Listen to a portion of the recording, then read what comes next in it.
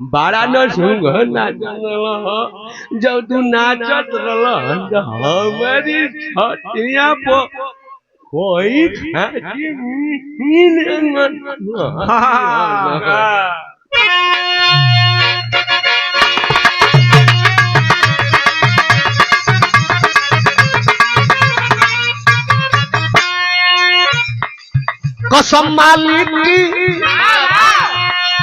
कसम मालिक की सब कुछ हो रहा जमाने में, नारियां पी रही मदिरा को जामे खाने में।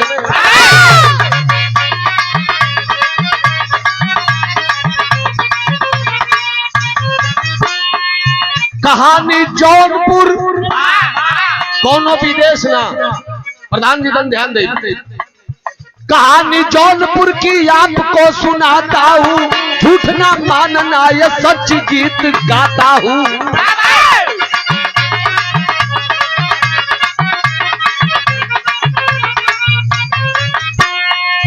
मड़ैया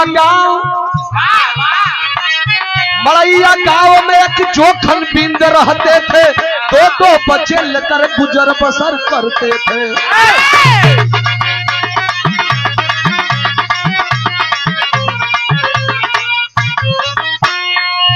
पैसा ले लिया 2000 बाबू भाई जा। बस एक पकड़ियो में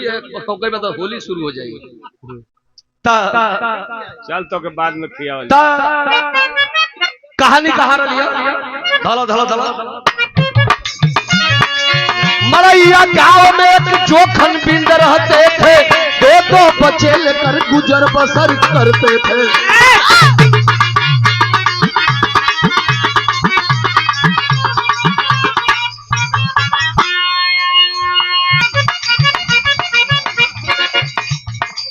मड़ैया गांव में एक जोखन बिंद रहते थे,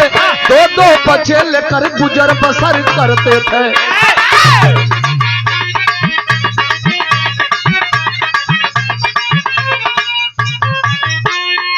लड़का क्या करे,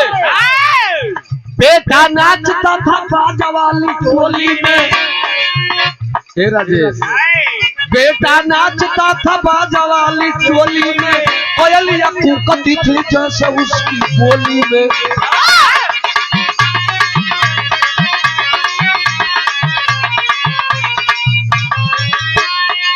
सुभगिया बेटी बेटी है,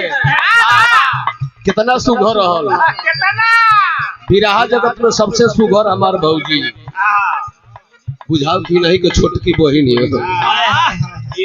सुभगिया बेटी 16 साल को बिताई है, बाप बेटे को चिंता शादी की सताई है। जय हो राजेंद्र भैया।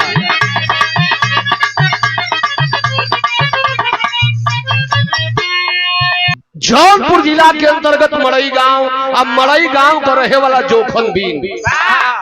बीन का दुई बेटवा मतलब दुई संतान, एक बेटा एक बेटी। बेटवा का नाम किशोर, बेटी का नाम सुभगिया।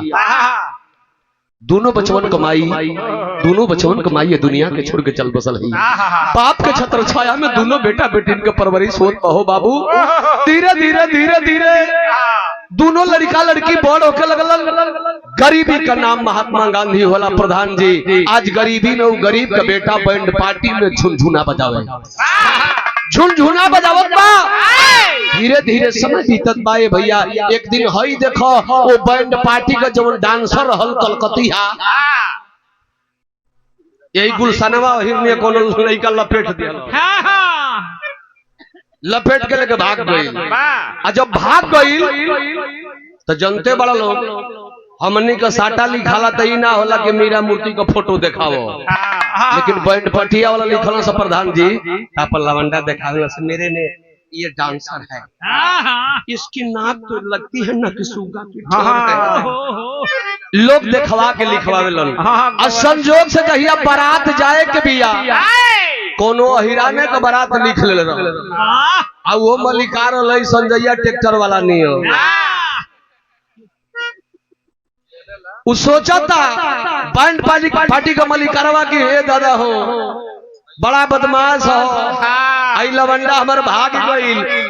तो किशोरवा जोन जोखन बिन का लइका रहे जोन झुनझुनवा बजावे बड़ा नीमन बबरी रखले रह बबरी तो बड़ा नीमन रखले बा कहल कि ये बेटा जाए दे रोज झुनझुना बजावे ले न तो 200 देला यार तनी तू नाच देते न चोली घाघरा पहिर लेते न ये बेटा तो तोरा के 2000 रुपया देती गरीब का लइका हो बाबू 2000 रुपया खाती लवंडा बन गई आ लवंडा बन के बैंड पार्टी में जाके न चलस देखवैया कहस कि जिया जिया ठाठा तोहर खेत लाठा नाप दे 2-4 काठा सुनने वाला भैया लोग जाके न चलस ना सोच के आई रुपया तो ढेर पा गई अब भाई देखा रुपया का लालच मीरा जी कहलिए ना कि आप लोगों का प्यार बदे हमनी का गावत ही जा हाय पेट ना रही थो भैया तक केहू से केहू के भेंट ना होई पेट के चलते गरीब का बेटा प्रधान जी हम नाचे शुरू कर देलस नाचता 1 साल बीतल 2 साल बीतल 3 साल बीतल ओकर बाप जोखन गलग रही जिंदगी भर नचबे करबा कि बहनिया के शादी उदी होई कहलस कि बाबूजी दुनिया में न केहू को बहन कुंवार हो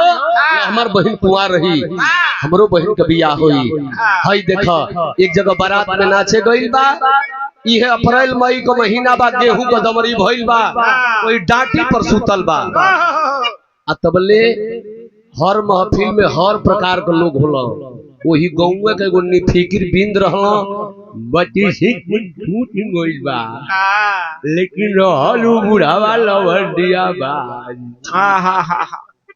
ए सोनू हां भाग भैया बुढ़ावा लवंडिया बाज रहले भाग भैया करन तो धीरे धीरे लवंडा के लगे गई कलश के बाबू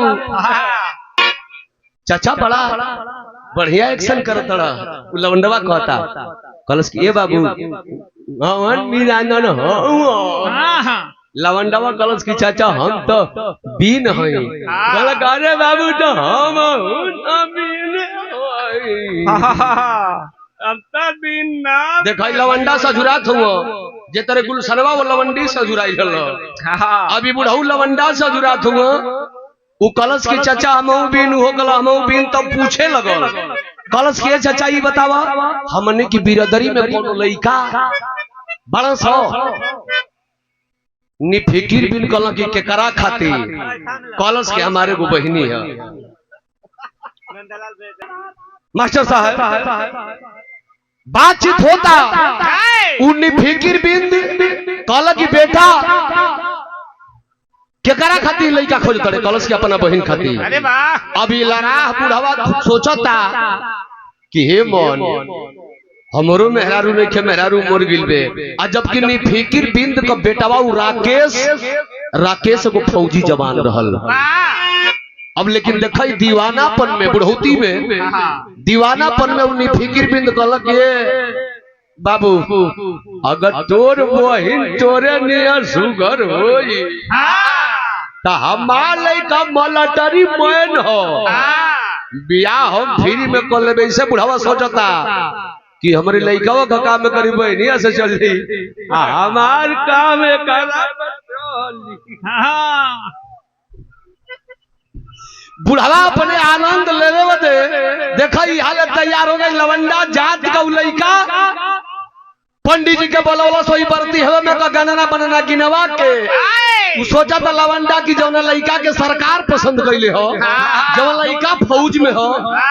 ओके हमारा निया गरीब का देखी ये बुढ़ावा का करी खुरचुनी में खुरचुनी करी हां देखला 50 में लगाओ चलो बियाह तय करो लवंडा चट मंगनी पट बियाह पर दर अपने बहन के बियाह तय कर दहलस शादी तय हो गई जाके लवंडा अपने बाप से घरे कलश की बहन के बियाह तय कर दहली बियाह के दिन जैसे ही बारात सज के चारी से चल के आई इस गांव में हरदेला है हरदेला पकड़ी बंकापुर चाड़ी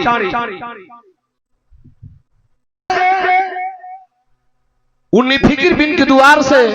जोखन बिन के द्वार पर आई गांव में हल्ला हो गई बा कि बताओ हो हई नाचे वाला एगो लवंडा की बहन को दुल्हा फौजी आवता। अरे वाह गांव के मेहरारू हाहास बांध के चलल बड़ी देखे बदे तब दर्द लग गई।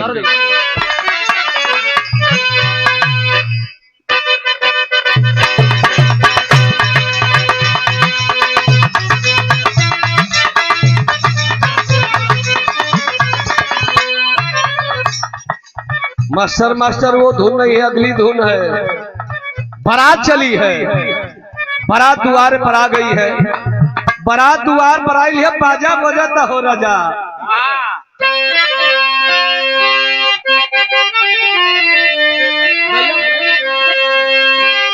कैसे कैसे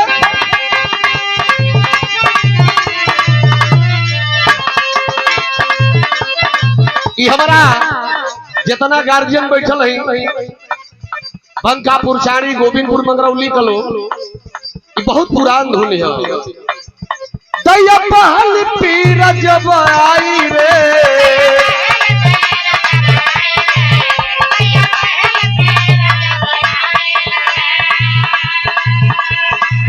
हम पैठ के बिताई रे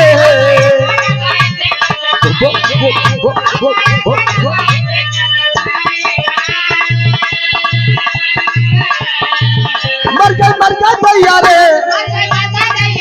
ओए ओए ओए ओए ओए ओए नन्ना तो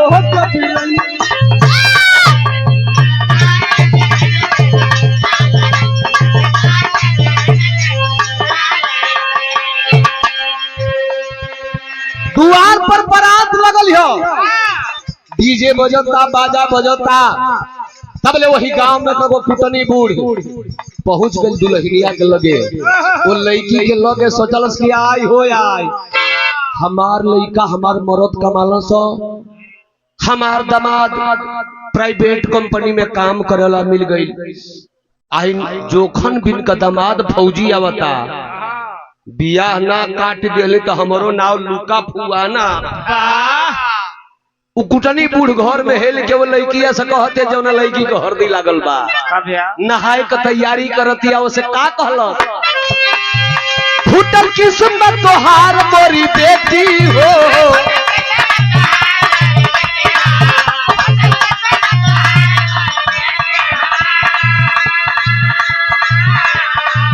तू तो बाबू तक में बारू मोरी बेटी हो।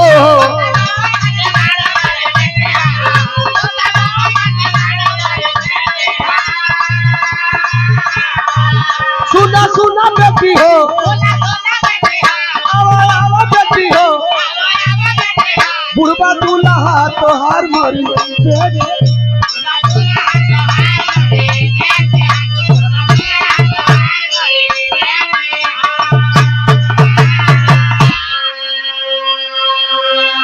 कुटनी बूढ़ जाके कलश किए सुभगिया, अरे तू कहा था 16-17 साल अब तोर मारा ठक ठकिया ना कहत रही कि मघरिया ना ठेली हां। अरे कहल जाला कि बाबूर का झरखट न हिर के मर कहट मर तो रहे तब उलट पलट ले कहला सु बुढ़िया कि तोर करम जर गेले बेटी तोर मरत फौजी तो सही बात, लेकिन यही बता तोर बाप को मुंह देखले हो ना चाची, तोर भाई देखले हो ना चाची, तो बताओ आजकल का लड़का भर्ती हो तो हनी के 10 लाख 15 लाख तिलक मिलता, आ तोरी बाप का 1 रुपया देवे के कौन नहीं थे, तो दुल्हवा तो फौजी जरूर बा, लेकिन ए बेटी ओकर 5 लड़का की बाप को उम्र बा। अगर तू हमार बेटी रहतू न साचो कसम काली माई क्रिया हम उससे बियाह तोहर ना करती। बेटी केहू कहो के, बेटी हमार होके, बेटी आप कहो के, केहू का बेटी यह सोचले कि हमार दुल्हा हमारा मन जोग होके। बिरहा सुनने वाला भैया बाबू एकदम अनशन पर अड़ गई, बोर का पानी घर में गई बा, सुभगिया में हाथ नहीं थे, जब जबकि सुभगिया का माई नहीं के माई चाहे बाप ओकर बापे बाड़न घर में गइलन बेटी से मिले बदे देखी तो बेटी हमर तैयार भइल कि ना भइल। अब बाप जब मिल हो बेटी बैठल है नाराज। बाप पूछत हो कि बेटी का रे अरे कैसा नखिया मुन के सूत गइली रे हाँ जमाना बाउर बा देखला पया खा काहे नाराज बाड़ू कलश की बाबूजी खबरदार चल जा हम सुतल बन के हम जगल है उससे मतलब मत रखो। हम बियाह ना करब तो ना करब। देखा मास्टर साहब ये कुचरा कुचरी हर गांव में होला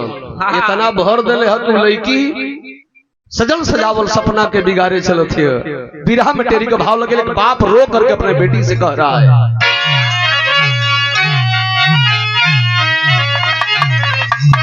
अरे कंगन ने क्या कसूर कर दिया अरे कंगन ने क्या कसूर कर दिया कैसे करोगी बेटी शादी ना मंजूर कैसे करोगी बेटी शादी ना मंजूर कंगन ने क्या कसूर कर दिया आखिर काहे शादी ना करबी बेटी ई नहीं खे कह क्यों लुकवा फुआ हमके चढ़ौल से कहते कि हम ना करब ना करब। बाप बेटी में बहसबाजी होता तब लोग लवंडवा भाई कहा बाबू काय करी मुहे लगल बड़ा अरे मुहे कहते कहते कि बियाह ना करब कलश की ना बियाह करी न ते से कह दो कि इज्जत से घर में सुतल रही द्वार पर ही टाइल बड़ो सा जोखन बिन कतल का कहीं जाके कह दे बरती होन से कि घरे जा से बियाह ना होई करे मर्दवा हां कह देबा माई मिठैया पुड़िया के खाई बनलो इज्जत बिगड़ गई माल बरतिया के वो ही तई से होई के को गांव से आइल हुई एगो काम कर रतिए भर के बात न बा इना न बियाह करी हितवन से हमनी के कवन दुश्मनी बा अरे हम बैंड पार्टी में नचबे करिला रात भर खाती हम दुल्हन बन जतनी वाह कल की तो बात ठीक कहत रे ए बिरहा सुने वाला भैया लोग बात जितना वो करी बहन का साड़ी साया बेलाऊ जाई रहल पहिरता अब पहिर के सज धज के टाइट भइल अपना बहन के डटलस की बहारा मत निकलिए घर बनाई है ए भैया समझाई बुझाई के अपन बहन के डरवा के घर में रखले बा मड़वा में पंडित जी मंगल भगवान विष्णु मंगलाय तनु हरि अपन प्रवचन श्लोक पढ़त न कहल कि जल्दी जल्दी कन्या को बुलाया जाए जल्दी कन्या को बुलाया जाए विवाह का मुहूर्त निकलता जा रहा है। अरे वाह ए भैया सजल सजावल है देखो आवे के लईकी तो दुल्हन बन के आवत आऊ किशोरवा लवंडा आइल मड़वा में बैठल अच्छा तो यहू दुल्हावा का नाव रख के सेवे बाबू दुल्हा का नाव रख के सेवे रह लेकिन ई प्राइवेट नौकरी करता उ लइका मिलिट्री मैन रहल अब ओकर जितना संगी रहल स जब ओकर मेहरारू भैया रहल तो हिजड़ा मतलब लवंडा डांसर रहल तो ओकर स्टाइल तो कुछ अलग होई ना जो लगन भर में ऐसे ऐसे कइले बा हां कूदी तो जरूर तो ओही स्टाइल में आई आया के मड़वा में बैठल जन दुल्हावा के संगी रहल स हां खुद कंस करे राकेश अरे राकेश जब तोर मेहरारू अपने घर में इतना इच्छा थी हाय हाय ओया कितना थी ए बेटा हर काम खत्म कर दे मजा ले तड़ो स लेकिन भैया हो आखिरकार पंडित जी वेद उचारत मंगल पढ़त कल के सिंदूरदान कर दिया जाए। दुल्हा राकेश फौजी सिंदूर उठाया और किशोरवा रूपी दुल्हन की मांग को सजा दिया। अरे वाह यही से बिरहा का शीर्षक रहल विश्वास में धोखा। मर्द का बियाह मर्द से हो गई और तो एक खातिर बियाह कैलस कि सवेरे भाई विदाई हो खई के नहीं खे बरतिया चल लिया जब चल लिया तो बाद में कह देवे कि बियाह कैंसिल अब बियाह ना चलिए विदाई उदाई ना हो इज्जत बचावे खातिर बारात के खियावे खातिर लवंडा दुल्हन बनल बा, मांग में सिंदूर भी पहिरल बार किशोर। लेकिन जैसे 4 बजल भोर भइल, अब तक लइकावा का बाबू निफिकिर भी पर फोन घरवा से उनको मलकाइन कर दिलिए जी, मलकाइन का वो मलकाइन का बहिन आई लली सड़ुआई फोन कर, ए जी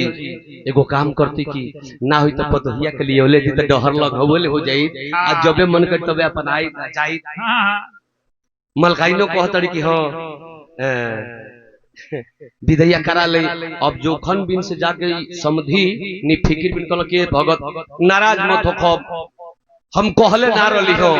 लेकिन घरवा से कुल कहतड़ी सकी एक के रात खातिर लइकिया यहाँ जे तान मान जी हो जाए तो को आप समय से जब जरूरत पड़ी तो विदाई से करे में ठीक रही। आवाज जात रही। अब जोखन बिन मने लड़की का बाप जब सुनलो हो कि विदाई मांगत हो सो, तो ए भैया कहल अच्छा ठीक बा भगत तनी घरवा में राय ले ले। उ किशोरवा लवंडा दुल्हन बन के और वही कोना में बैठल बताई गोइल न कहल काए ही कहा कोना में बैठल बड़ो, अब तो विदाई मांगत तो भजन में गजन होई। यही से कहत रहवी कि कह दे कि बियाह ना हो तो बेचारा चल गेले तो सब का होइयो। कलश की बाबूजी चिंता मत करो, अच्छा जौना लइकवा से हमर बियाहवा भइल उनके छुट्टी तो 2 दिन करल ह ना, आ तो लइकवा बाण के गइल कहल कि पलगौनी ले या लेके चल जाई। कलश की जब पलगौनी लेके चल जी ड्यूटी पर हमारा ससुरा गइल में कौन दिक्कत बा? ब्यूटी खराब ना। किशोरवा दुल्हा किशोरवा दुल्ही डोली में बैठल हो बाबू, आ चलल हते एकलन तरज लगत बा।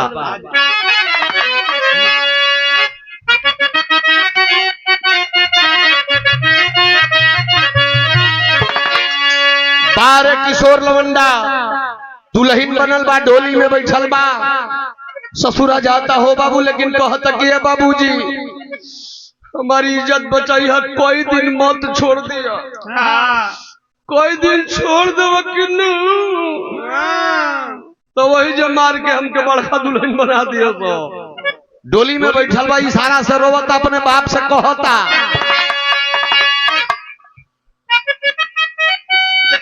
कि तारीख के वो हारा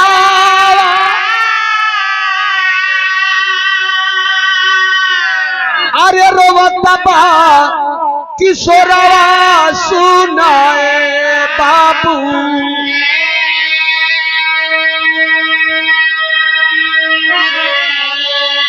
अरे जिंदगी फसल माजा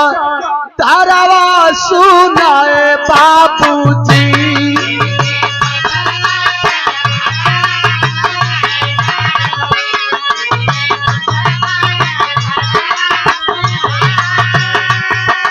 सुनाए बाबूजी हो,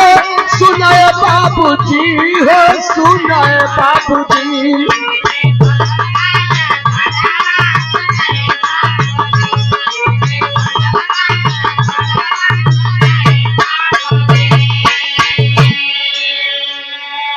दूसरी लाइन में कहता कि पूछी हा जाना दीना जाने, पूछी हा सैतिया सुनाए बाबू, अरे नहीं ता हो जाई मौतिया सुनाए बाबूजी। बिरहा सुनने वाला भैया बाबू डोली में बैठल है, ससुरा जाता रोवत बाबूजी। पंडित जी से दिन बारी मत पूछे जइया, नहीं तो पंडित जी कान में फूक के ना थूक के गुरमुख करे लो जा। अगर पंडित जी कह दिया कि 15 दिन खरवास बा, 15 दिन तू हमरा के छोड़ देबो हो बाबूजी, तो मार के हमर बड़का खरवास होई जे निकाल दियो। मास्टर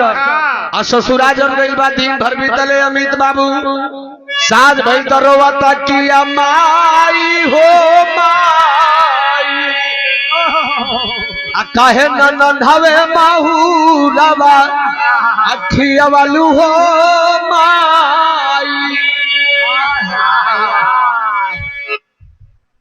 रोवता बुढ़िया के कान में आवाज गई, अरे देख जब रोवता बुढ़िया कलश करे बेटी अपना लड़की सीता के समझावत है। देख रे बेटी, नैहर से कोनो बेटी जब ससुर आवेले तू एक दिन जीबू आ कोनो बेटी जब आवेले एगो माई बाबू छूटल तो माई बाबू मिले लो आ जोकर मरद रही आही आईना न करी अपन मरद के संग राजा जी के संग माजा मारी। आज रोवती अकेले बिया जो सूत्र माई समझावते लेकिन भइल का बिरहा में विदेशिया के भाव लगे।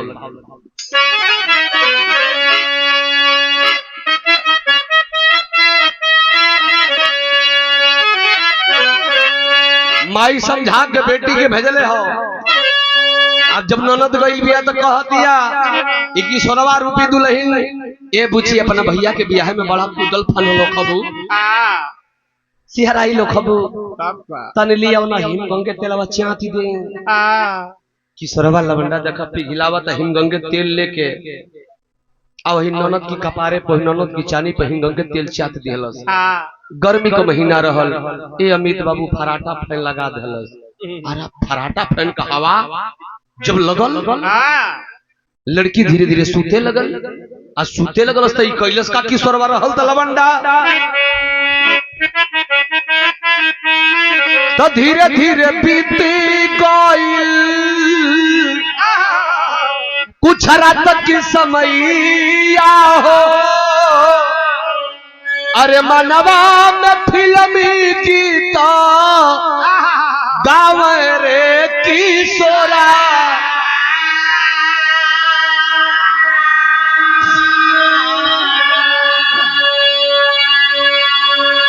अरे नदी सवना अरे यही भौजी संग से जरिया हो। धीरे धीरे हारा नादा बावरे किशोरा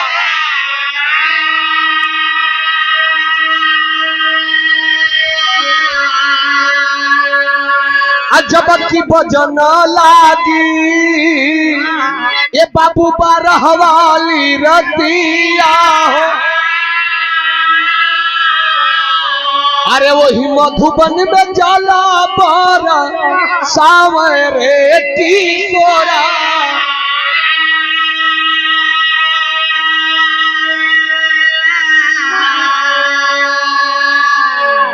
ए भैया वो दुल्हा का बहन जो रहल भौजी जान के हरेश्वर मास्टर साहेब सुते आ गई हो। अब हिमगंगे तेल चाक दिलस लवंडा फराटा फैन लगा दिलस। जनता बड़ा गर्मिया में नींद न लगले जब हिमगंगे तेल डाल के पंखा लगा दब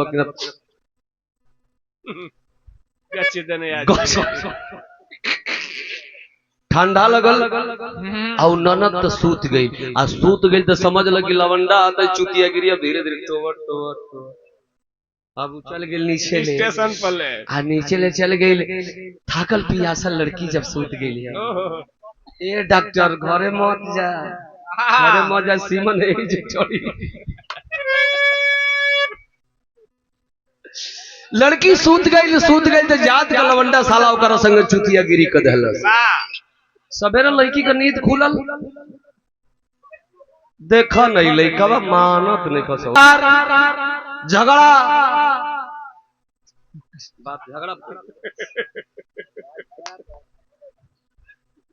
किशोरवा वो लड़की के संग गलती कैलस। सवेरे भाई लड़की सोचत कि आखिर हमहू मेहरारू हमहू लड़की हमर भौजी लड़की तो हमर देहिया काटात कहे लस लस कैसन करत है शंका में पड़ल हो। सांझ भइल फिर किशोरवा रोवता कि माई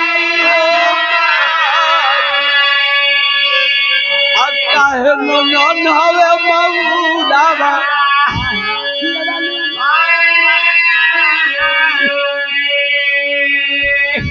बुढ़िया कलश के अरे सीतावा कलिए तो बड़ा उजा के सूते गई लिया चल जब कलश की माई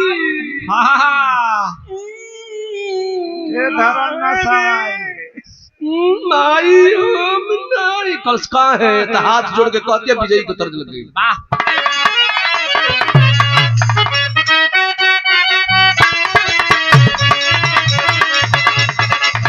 विजयलाल और नीताराज एक दिन जोड़ी रहल, एक दिन जोड़ी नहीं रहुआ मीरा मूर्ति के रहल। ई गौले रहली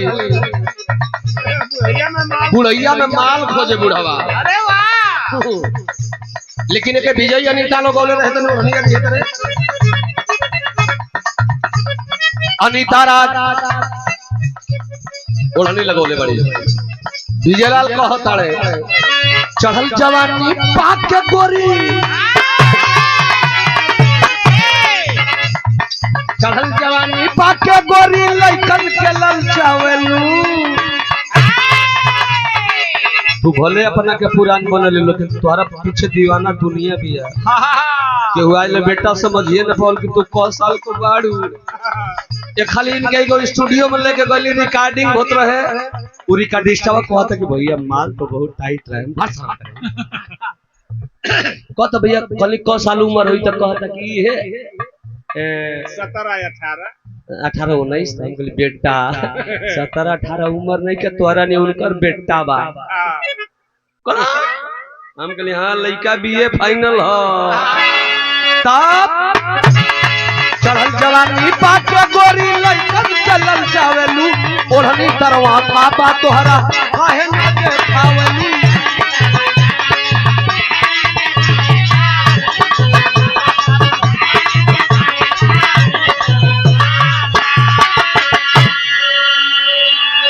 अनीता गवे है विजयी सुना,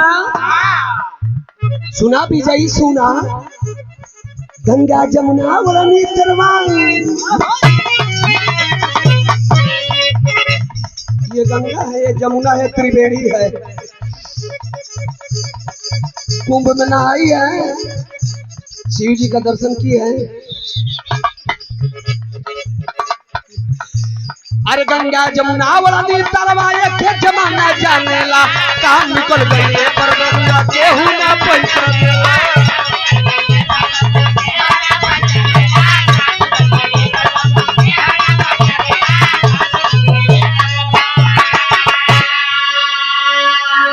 लइकिया अपनी माई से तोपले कहतिया माई रे हम के भौजी के सूते खाती हूँ कलश की का है तो कहते कि ये माई हाथ जोड़ के पाँव पड़ेलो, हाथ जोड़ के पाँव पड़ेला, बात मान जो अम्मा घरवा से कोई दे लम्मा। अरे घरवा से कोई दे लम्मा है भौजी के बड़ा निकम्मा, घरवा से कोई दे लम्मा।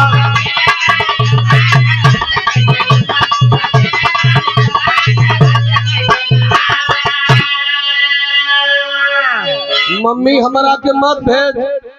बुढ़िया कलश का तू के कइले से रे, तू हूं लड़की हमारे पतो ही लड़की आज ओकर मरद रही बेचारी गाय ने करत या केहू कहू हो बाछिए न का कले सो तोरा संगे। तो पहले फिर कहते कि ए माई हमें दबा के नीचे ऊपर, हमें दबा के नीचे ऊपर हो ले चुम्मा, हमें दबा के नीचे ऊपर हो ले चुम्मा। सोवे ना जइबे अम्मा सोवे ना जइबे अम्मा।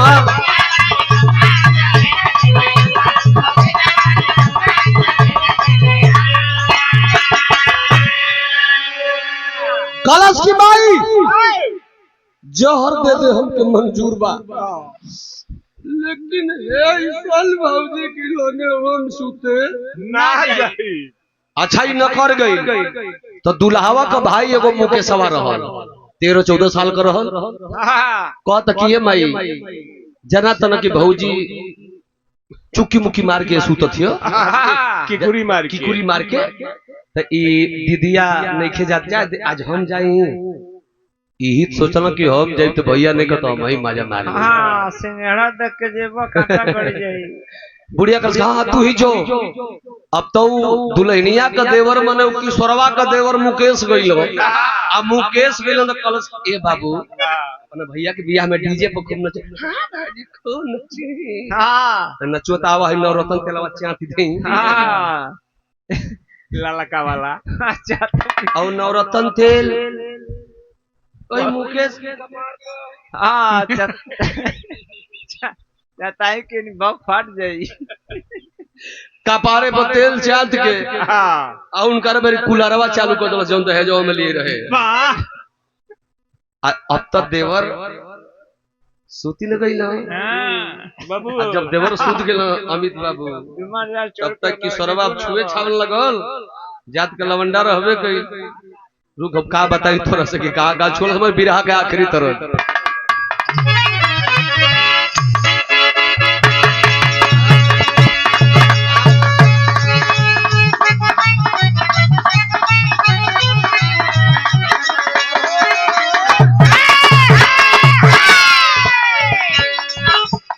अब तो देखल है कि संजोग से हम गई रहनी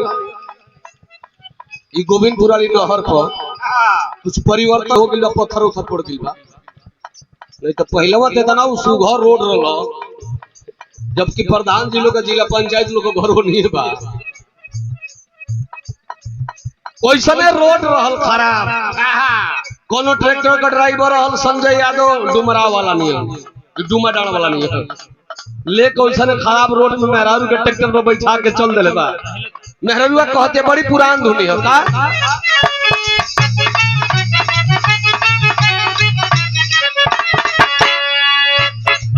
अरे हिलता हिलता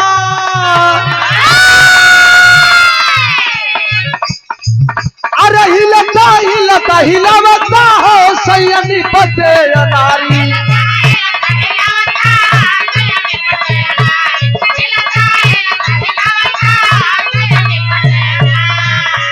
हिलता हिलता हिलावता हो सैयदी पते नारी बचती में अरे बचती में खाला बचती में डाल गचकावता हो सैयदी पते नारी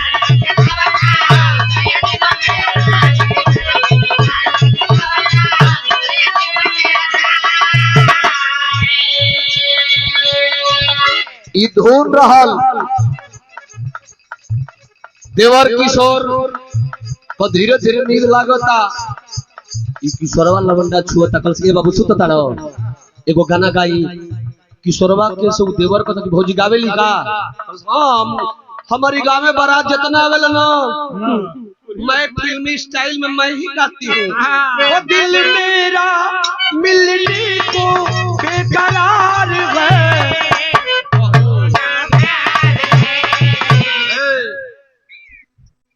दो चार गो धुन सुनौलस तो लवंडा का देवर जो रहल मुकेश सुत के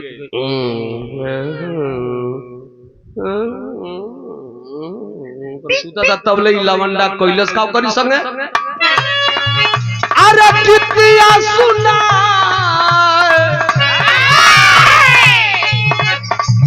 अरे कितिया सुना धर्म वाला सिरे रतिया में किशोरवा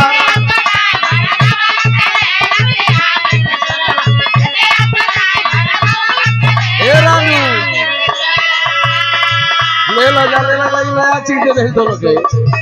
अरे कितिया सुना धर्म वाला सिरे रतिया में किशोरवा सुतल में अरे सुतल में डफला बजावला सिरे रतिया में किशोरवा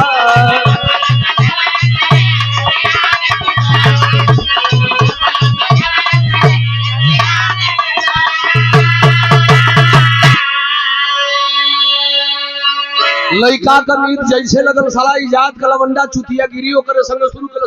कूद के अब भागल तो कहाँ रुकल जाके वही मास्टर साहब के जहाँ कोचिंग करे स्कूल में सवेरे डरने घरे खाहू ने के तिमाई भेजी फिर सूते के बिजली का मारा लुकारो से डर रहे हैं भाग के मास्टर साहब के जाके सुतल बा सवेर भाई बुढ़िया पतोहिया से पूछते के पतोहा मुकेश कहाँ बा मुकेश तो 1 घंटा सुतुआ कहतन कि भौजी रे बड़ी गरम होता हम जातन मास्टर साहब को हो चल गेल अच्छा तो दूसरा दिन अब तीसरा दिन का सांझ का टाइम हो गई उ डरने नहीं आवत घरे आ डरने जब नहीं आवत तो एगो हितई में के लड़की हो बुढ़िया का ननद आई ननद का लड़की रहे कलश की करे मामी औ सीतवा बहनिया भाग गई यू मुकसवा भागली कैसन पतो ही तू उतार देली कुल भागत सरे जाए दे वो अपना के मनटाट लगावेले नहीं तो एकरा से मनटाट हमहू लगाईला आज हम जाई आज हम जाई देखी तो के तरह सुतती है आज हम जाई देखी तो अगर वो गोड़ में ठेकुरा में मूड़ी डाल के सुतत होई कि ना तो हम बासा गाड़ी के सुतो अब मूड़ी में ठेहुना डालो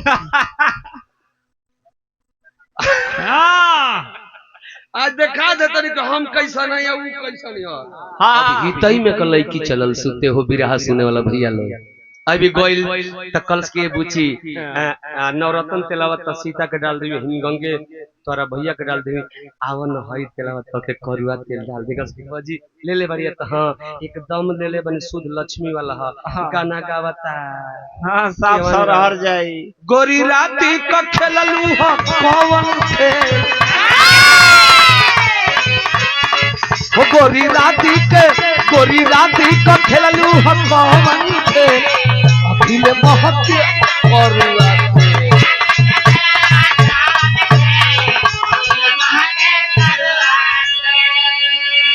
करुआ तेल छतले बा गाना गावता एक आध घंटा ले बतियौलस की सरबा बड़ा प्यार कर मुलायम हाथ बा ई कबो नंदी बिया हुआ के लइकिया त कबो मजाक में हाथवा हिजे लेके चल जाता ये तो लगन रहे ठीक रहे यहाँ से गबर तो रहल ना ठीक है धोरी तो ठीक है दिया जुगाड़ मशीन ठीक है रहे घर अपन आराम से सुतल ही है लेकिन सजग में आखिर दू बड़ा भगला सका है ई दू बड़ा भगला सका है माने जान के जगला है भी लेकिन नकिया बजावे के देखी त ई का करतिया वो हितई में कलेगी कर आज जैसे करते किस कहे पूछत कि किस कलर की चड्डी पहनी हो कहते कि चड्डी नहीं पहनी हो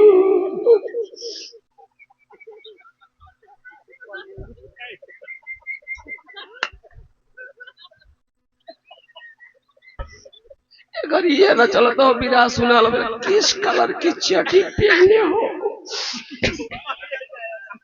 अरे तोरी माँ बजाओ तोरी मीरा माँ की बजाओ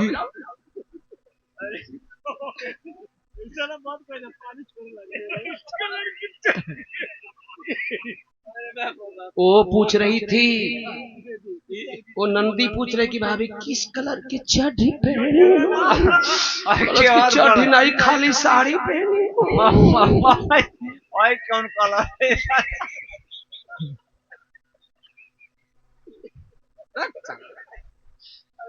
ए भैया अब धीरे धीरे बतिया वही में किशोरवा जानो तो कि जना तक अभी नंदी सूत गई जब सूत गई तो ई जौन कर रहन लोग कहला कि हरकल मानी या परकल ई तरह प्रधान जी रोज का परकल हाथ जैसे वो लड़की पे लगौलस लड़की चिल्ला के बोलत मामी मामी ई कौन कलर मामी मेरा चड्डी कभी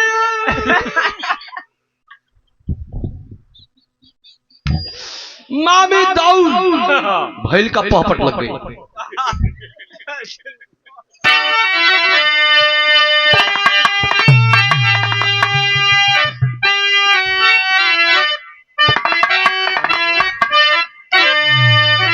अरे दस जी आप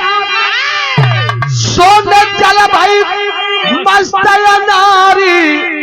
झंखे सारी में अरे आवो मामी दिहलत काम बिगारी झंखे सारी में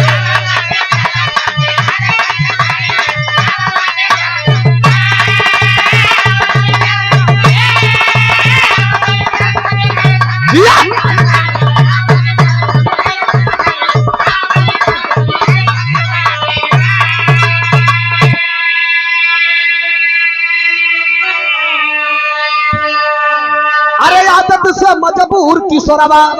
रहा बल्ब को टोई हो बात बात में कुछ रात बितल तब उतान होई का सोई अरे आंख खुलल तब सूख गइल बा क्यारी झंखे तारी असिंगल देख खड़ी भइल बा डारी झंखे तारी में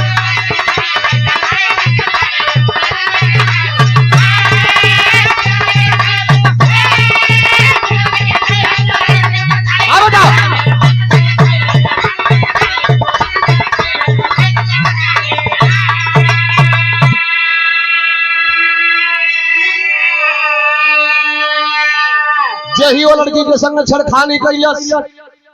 शरीर के टो धलस झटके मारे यार ये सही में कह रही थी कि मैं बिना चड्ढी का हूँ चड्ढी का औरत तो नहीं है इसका तो साला ये लाश चिल्लाई मामी आई कहा बुची मामी मामी तोरी बेटा का करम जर गई मामी तोर पतो ही नहीं नी तोर पतो हवा बेदा सेंस को नहीं खे ए लाइसेंस ले ले रे मामी हमारा सीता जैसन पतो ही के ऊपर कलंक तू लगावलू हमार बेटी लगौलस हमार बेटा लगौलस इतना खराब हमार पतो हो गई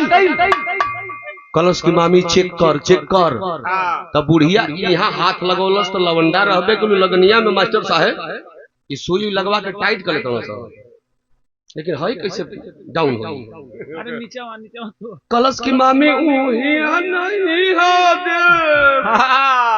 कलश की अब यहाँ चेक हम ना करब एक तू चेक कर एकर चेक हमार फौजी बेटा कर चट दिन माई फोन मिलो राकेश फौजी अपने बेटा पर बेटा घरे आजा बेटा तो माई ई नहीं है कहत कि तोर मेहरारू खराबी हो माई फोनवा पर ई कलश की बेटा घरे आ जो तोर बाबू मर गई हो ऐसे कि मुआला पर फर्दर फौजी लोग के छुट्टी मिली अच्छा दिन माई फोन कैलस तुरंत फौजी बेटावा छुट्टी लेवे लगल कि हमार बाप मर गई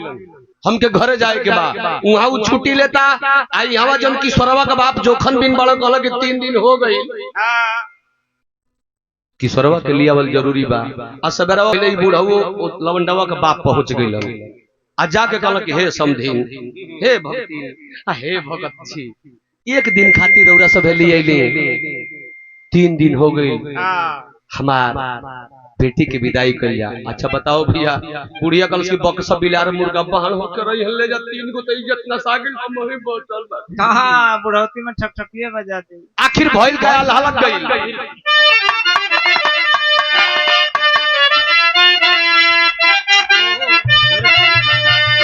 अरे वो हीरे समैया बाबू अरे वो हीरे समैया बाबू ले अइलन चौथिया भैया दोनों साउंड बंद हो गइल बा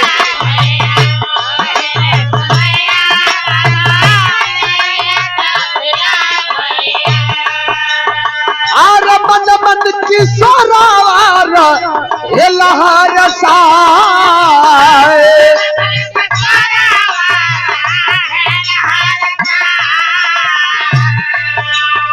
आरे धन्य हो विधाता धन्य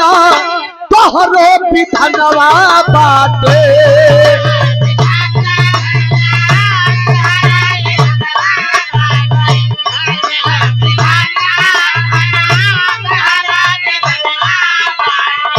भाई बाप जाई छोड़ के चलल ससुरारी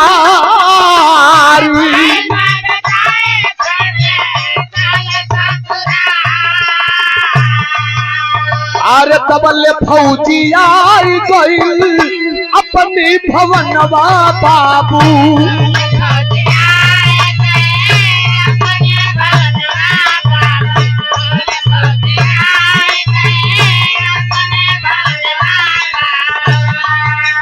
अरे देख तुअर बाबू बैठल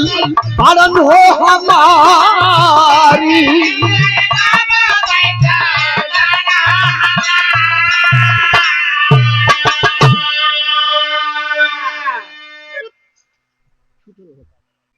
जवान भी घरे पहुंचल शाम तक दूसरा दिन के। आ जब घरे पहुंचल तब तक किशोरवा के लिया के ओकर बाप अपना घरे आ गेल बड़ो। का बात रे माई, बाबू तो जीते हुए रे, कहतन कि तोर बाबू मर गिलन, बाबू जीते हुए सब ठीक है। हमार दुल्हिया कहाँ रे? ए बेटा उहे न गड़बड़ हो गई, बेटा वो तोहर मेहरारू नहीं थे, बेटा वो तोहर मेहरारा घर कई इज्जत नसा गई लाल, घर का इज्जत नसा गई। एगो ना तोहर बहन, तोहरा फुआ का लड़की, तोहर भाई भी घर परिवार में हम ही बचल हिरे लाल।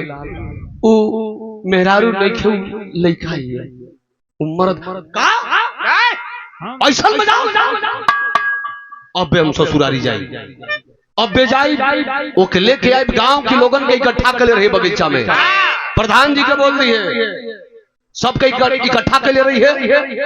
पूरा महफिल में, पूरा समाज में ओकर चेक होई कि मेहरारू हो कि मेहरारा हो। राकेश फौजी बुलेट उठौलस रे, अमी मरलस की, अब मरलस की के धूपी चश्मा लगौलस, अब मरलस की त करता ये पट पट पट पट पट पट पट पट पट पट पट पट पट पट बटबटावट लेके अपन ससुरारी के दुआरी पर पहुंचल। सड़किए पर घर रहल, जाके सामने डिस ब्रेक मरलस चूम देने। और जन ओकर ओरिजिनल मेहरारू रहल, पहली जना से बियाह तय रहल सुभगिया, उ लड़की दुआरे पर झाड़ू मारतिया।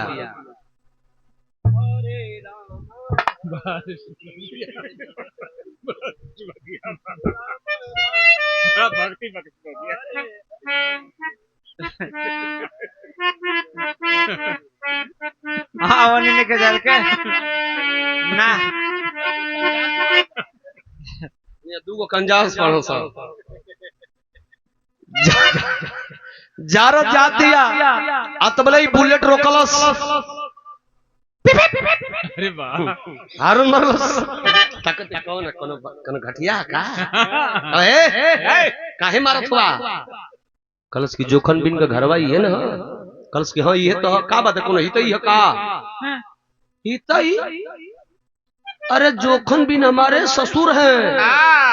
और मैं उनका दामाद। अरे वाह ये तरह कहो मीरा जी, कहो मैं उनका दामाद राकेश फौजी हूँ।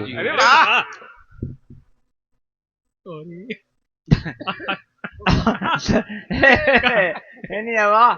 नहीं बू है ने हाँ आज चिंता में भौजी बोलती है। झड़ुइया फेंक के घर में भागत हो दादा हमारी ओरिजिनल असली मारदा हुआ हो माई का की सवतिया कुटनी बुढ़िया हो लूका फुआ कलस के ठक ठकिया बा। हां हमार पतरे मोर दरे बाप रे बाप हम पतरी हमर पिया बाबूजी से कहब, बाबूजी से बुलाई बाबे, बाबूजी से कहब आ पियावा की संगमा जाई रे माई। अब मगन हो गई लड़की, अच्छा काहे न होई? जो लड़का फौजी जवान बा, एकदम नौजवान बा, आ दूसरा के कहला पर बियाह ना कइले रहो। तैयार हो गई, तैयार हो गई तुरंत। कलश की बाबूजी ढेर कुछ मत 2 किलो जिलेबी दो और राजा जी की संगमा चट देना तैयार भाई। बुलेट पे बैठल फौजी, फौजी खुश थोड़े नहीं थे, गुस्सा में बा, तो गुस्सा में बाकी मेरे घर की 3 इज्जत चली गई, साली कांड करके आई है। ये तेज बुलेट अब आके पट पट पट पट पट पट पट मुंह मत फूटे बेवा मारे फिरे तो कहते कि जी इतना तेज काहे मारते हैं? कलश की साली इतना तेज की बात करती है, हमारे घर में जाकर 3 कांड करती है। कलश की आई हो दादा अब ता तरबे तरी इतो बेरिया भैया आइल हम तो रहनी न जना तक घर के इज्जत न सा गिल जाए के लग जाति के लवंडा जना तक कांड कर दिया गलती कैला वही सजा भोगी शुभ हो गया डराते डराते बुलेट पे बैठल लेके वही बगीचा में पहुंचल जहां वो करे गांव का लोग सब इकट्ठा हुआ। क्रोध में लाल फौजी अपने मेहरारू का खींचे लगल साया साड़ी ब्लाउज। तो प्रधान जी कोनो मेहरारा रहे तो ओरिजिनल लड़की रहल। प्रधान जी डटल हरे रकेशवा तू तो पढ़ल लिखल बाड़े तोर माई बाप तोर भाई बहन तो निरक्षर हुआ सरे अपन आबरू पूरा गांव के देखले। फौजी अकल्स के प्रधान जी सही कहतड़ा बतावा हम कमाई ला हमर परिवार खाला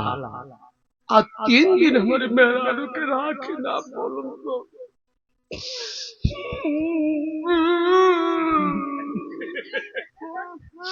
एक दिन घर में ना छोड़ो प्रधान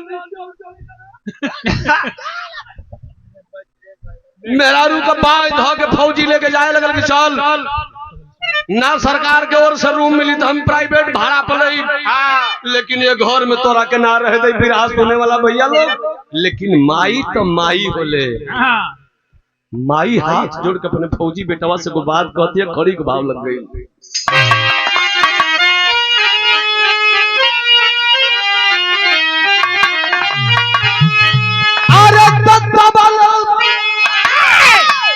सुबह चल लिया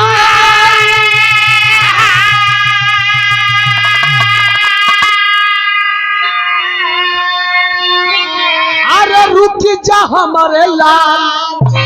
अरे रुक जा हमारा लाल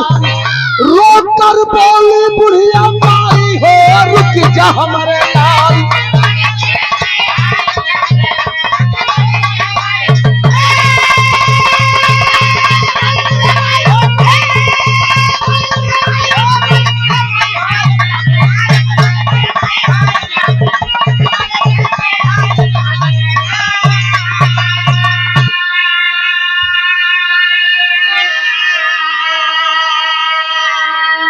तबले सुभगिया के चलले ली आई हो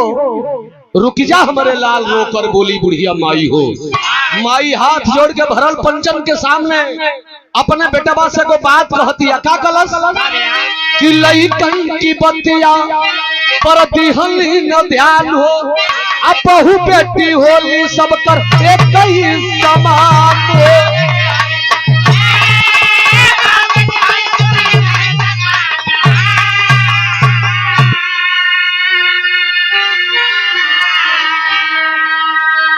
अगर ना रुकला बेटा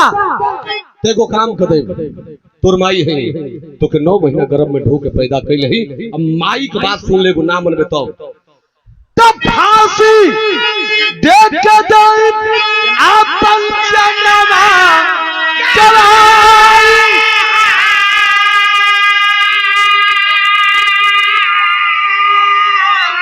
अरे रुक जा हमारे लाल रोक कर बोले बुढ़िया माई हो रुक जा हमारे लाल।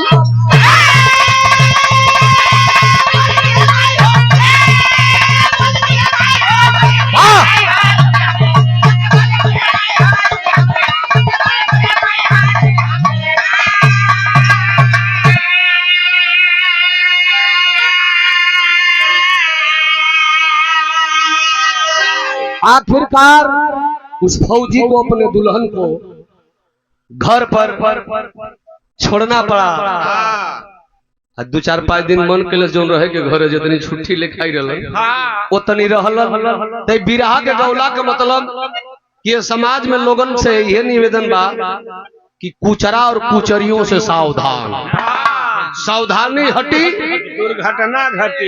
दुर्घटना घटी वो कुचरी बीच में ना पड़ रही थे तना घटना ना घटल है। बिरहा हमर समाप्त भेल आखिरी लाइन अरे तजो जखार गुरु चतु लौटन की लहर फुलवारी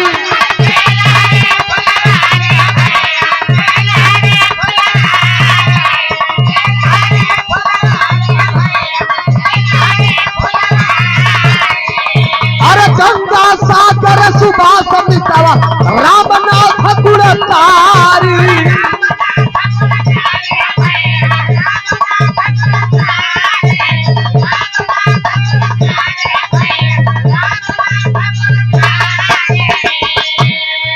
अरे जंगल ने